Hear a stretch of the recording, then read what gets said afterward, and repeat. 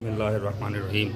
आज मुज़फ़्फ़रपुर बिहार में की सरज़मीन पर मौलाना अली अब्बास शबरबी साहब के वालिद मरहूम मग़फ़ूर की मजलिस चहलुम मुनक़िद हुई। इस मजलिस को आयतुल्लाह हुज्जतुल इस्लाम अली जनाब मौलाना मुंतज़िर मेहदी साहब ने ख़िताब किया। इसमें काफ़ी हिंदुस्तान के आवाम के साथ साथ उलमा, शुअरा और मुअद्दिस शख्सियात ने भी शिरकत फरमाई। मरहूम ख़ुद बहुत बाअख़लाक़ इंसान थे, बड़े मोहब्बती और बड़े खुलूस से मेरा तो कई बार यहाँ आना हुआ, और जब भी मिलते थे बड़े मोहब्बत से, बड़े इखलास से मिलते थे। दुआ यही है कि उनके परवरदिगार दर्जा बुलंद करे, उनके बच्चों को सब्र जमील अता फ़रमाए और उनके बच्चों को अपने वालिद के नक्श कदम पे चलने की तौफ़ीक़ इनायत फरमाए। दुनिया में सबसे बड़ी दौलत अगर है तो वो मोहब्बत की है, अखलाक की है, किरदार की है। अगर ये चीज़ इंसान के पास नहीं है तो वो हमारे इस्लाम और हमारे मज़हब की नज़र में मुर्दा कहा जाता है। मरने वाला शख्स यकीनन अखलाक का बहुत धनी और बहुत मुखलिस से हर मेहमान की इज़्ज़त और उसे मोहब्बत से नवाजा करते थे। लिहाज़ा आज उनकी इस मोहब्बत और उनके अखलाक ने दुनिया को दिखाया है।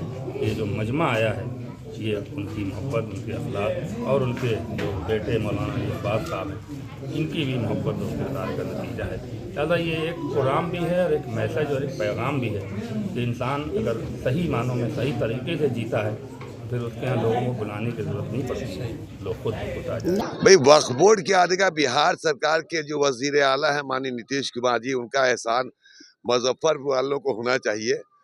और इस्लाम में भी है, यह एहसान का बदला एहसान है।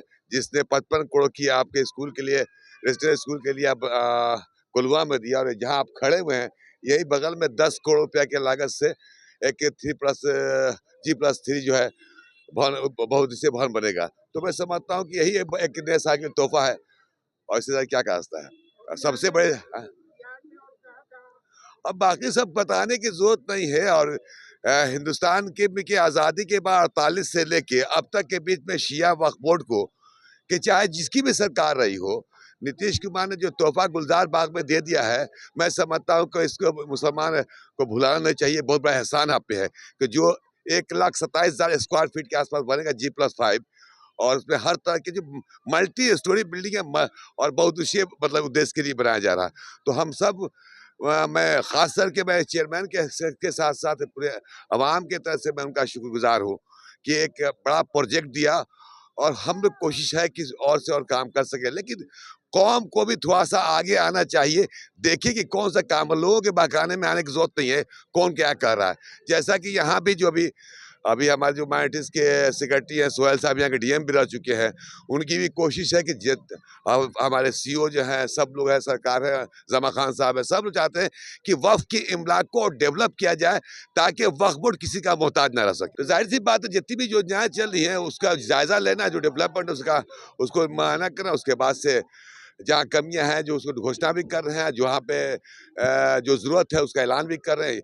और ये प्रोग्राम में कोई नई बात थोड़ी है, हर साल जाते हैं, इस साल भी निकले हुए हैं और ये यात्रा पे निकले। मैं समझता हूँ कि सारे जिला में जाएंगे, आपके मुजफ्फरपुर में, कल शायद वैशाली में, हमारे यहाँ से भी 8 तारीख को है, छपरा सिवान में 7 तारीख को है, गोपालगंज हो चुका है।